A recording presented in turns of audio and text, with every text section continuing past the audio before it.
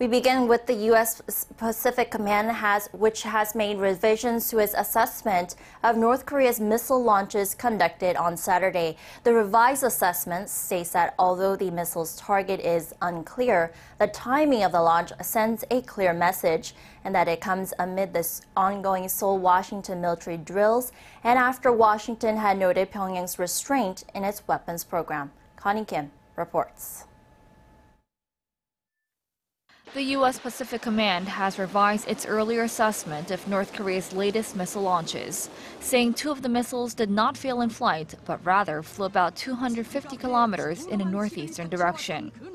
On Saturday, North Korea launched 3 missiles from Gitdaeryong in the eastern part of Gangwon-do Province towards the EC.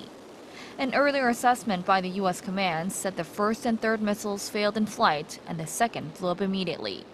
South Korea's Joint Chiefs of Staff had also initially said the projectiles flew some 250 kilometers. But where consensus is lacking is over what type of projectiles were fired.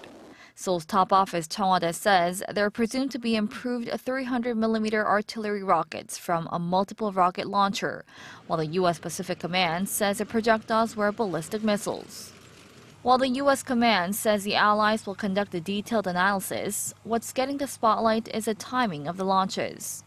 The annual Seoul-Washington military drills kicked off on Monday amid tensions between North Korea and the U.S. following Pyongyang's threat against Guam and its 2 long-range ballistic missile launches last month.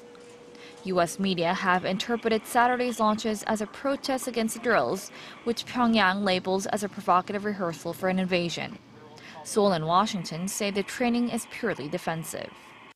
The White House said it's monitoring the situation, and President Trump has been briefed on the latest North Korean activity.